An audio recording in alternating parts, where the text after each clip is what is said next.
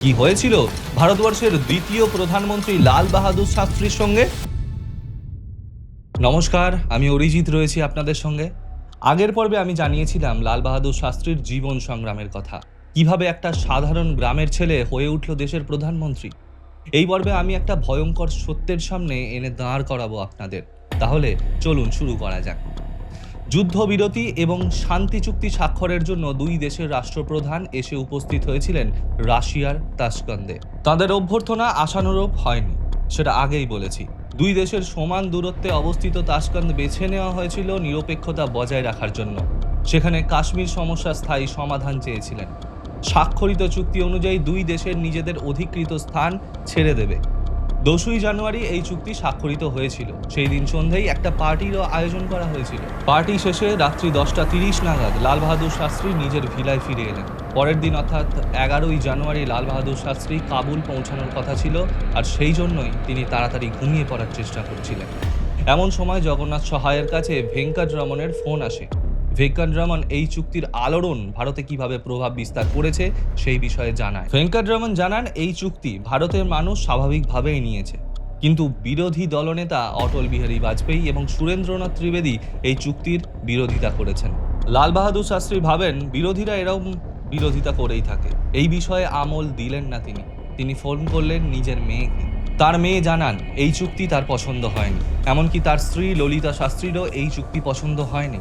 তাহলে কি তিনি কিছু ভুল করলেন? চিন্তায় পড়ে গেলেন তিনি। নিজের ঘরে পায়চারি করতে থাকলেন। প্রেম বৈদ্য এই সময় দূর থেকে জানালা দিয়ে তার পায়চারি করার একটা ছবি এবং ভিডিও তোলে। এটাই হলো লাল বাহাদুর শাস্ত্রীর শেষ ছবি।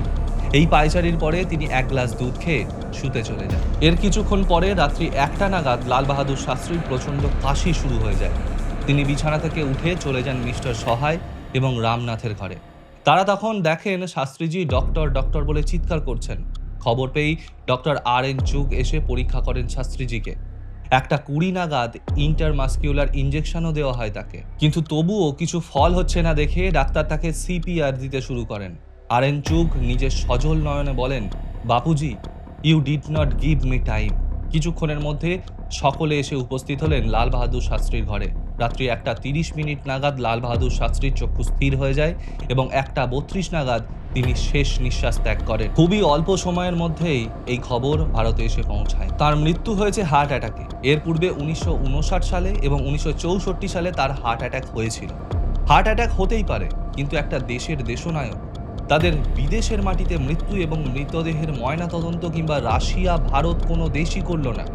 যেখান থেকেই হোক সন্দেহের শুরু হয়েছিল, আর সেই সন্দেহ মাথাচাড়া দেয় শ্রী ললিতা শাস্ত্রী এবং পুত্র অনিল এবং সুনীল শাস্ত্রীর বয়ানে। মৃতদেহকে তারা অস্বাভাবিক রকমের ফুলে যেতে দেখেন। শ্মশানে তার সমস্ত বস্ত্র উন্মোচনের পরে দেখা যায় লাল বাহাদুর শাস্ত্রীর পেটে এবং ঘাড়ে শুকিয়ে যাওয়া রক্তের দাগ। তার সাদা বস্ত্রেও রক্তের ছিটা রয়েছে। সেই রক্তমাখা বস্ত্র এখনও তার পরিবারের কাছে রক্ষিত রয়েছে। শ্মশানে যখন এই রক্তের দাগ সম্পর্কে জানতে চাওয়া হয়, সেখানে অবস্থিত এক নাম না জানা ব্যক্তি সেই ক্ষতস্থানে তৎক্ষণাৎ চন্দন দিয়ে ঢেকে দেয়।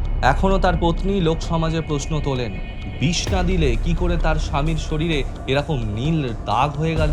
শোনা যায় সোভিয়েত সরকার শাস্ত্রীর পোস্টমর্টম করতে সমস্ত ব্যবস্থা করেন, কিন্তু টিএন কল পোস্টমর্টম করতে বাধা দেয়। তিনি বলেন দেশে ফিরে পোস্টমর্টম করা হবে, কিন্তু দেশে ফিরেও সে ময়নাতদন্ত সম্পন্ন হয়নি। তৎকালীন প্রতিরক্ষা মন্ত্রী ওয়াই.ভি. চৌহান পোস্টমর্টম করতে বাধা দেয়। ললিতা শাস্ত্রী চেয়েছিলেন একটা উচ্চ পর্যায়ের তদন্ত কমিটি গঠন করে সেটা তদন্ত করা হোক, কিন্তু তার সমস্ত প্রচেষ্টা ব্যর্থ হয়। মৃত্যুকালীন অবস্থায় লাল বাহাদুর শাস্ত্রীর বিছানার কাছে থাকা একটা ফ্লাস্কের দিকে নির্দেশ করে সেই ফ্লাস্কটাকে চিহ্নিত করেন। ফ্লাস্কে থাকা জল আর.এন. চুগ যখন দেন তাকে, শাস্ত্রীজি সেই জল পান করেননি। এর থেকে সন্দেহ হয় আসল রহস্য কি ওই ফ্লাস্কের জলের মধ্যে রয়েছে? সেই জলে কি বিষ ছিল? দেশের যে কোনো সফরে লাল বাহাদুর শাস্ত্রীর সঙ্গে থাকতো একটা চশমা, পেন এবং ওই ফ্লাস্কটি। মৃতদেহ দেশে ফেরানোর সময় তার সঙ্গে পেন এবং চশমা ফিরিয়ে আনা হলেও ফ্লাস্কটি আর ফিরিয়ে আনা হয়নি। শাস্ত্রীজির ডায়েরিটিও উদ্ধার হয়নি, সেটা অস্বাভাবিক রকমভাবে উধাও হয়ে যায়। সিআইএ এর মতে ভারত যাতে পরমাণু শক্তিতে এগিয়ে না যেতে পারে, সেই জন্য লাল বাহাদুর শাস্ত্রীকে হত্যা করা হয়। পরমাণু শক্তিতে নিজেদের এগিয়ে যাওয়ার জন্য লাল বাহাদুর শাস্ত্রী এবং হোমি জাহাঙ্গীর ভাবা একটা গুপ্ত মিটিং করেন। সেই মিটিংয়ের খবর পায় আমেরিকা।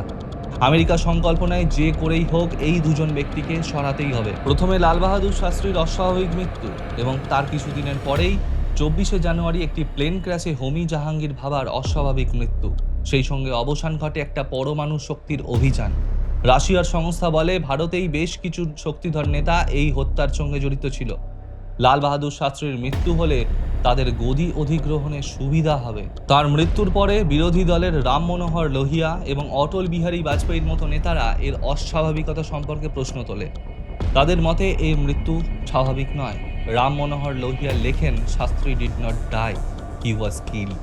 1977 সালে যখন এনডিএ জোট সরকার গঠন করলো তখন রাজনারায়ণ কমিটি গঠন হলেও সেই কমিটি সরকারি কোনো শিলমোহর পায়নি। ডক্টর আর.এন. চুগ এবং রামনাথের সঙ্গেও অনেক অস্বাভাবিক কাকতালীয় দুর্ঘটনা হয়। সেই কারণে তারা মুখ বন্ধ রাখতে বাধ্য হন। সর্দার বল্লভভাই প্যাটেলের পুত্র দয়াভাই প্যাটেল এই হত্যা রহস্যের ওপর ওয়াজ শাস্ত্রী মার্ডার নামের একটা বই লেখেন, কিন্তু সেই বই ভারতে ব্যান হয়ে যায়। আর এসবের মধ্যে দিয়েই কফিনের শেষ পেরেকটা পুঁতে দেওয়া হয়। গভীর অরণ্যের গহনে হারিয়ে যায় লাল বাহাদুর শাস্ত্রীর হত্যা রহস্য। ভালো থাকবেন, সুস্থ থাকবেন। চ্যানেলটিকে লাইক, শেয়ার, সাবস্ক্রাইব করে পাশে থাকা বেল আইকনটিকে প্রেস করে দেবেন। নমস্কার।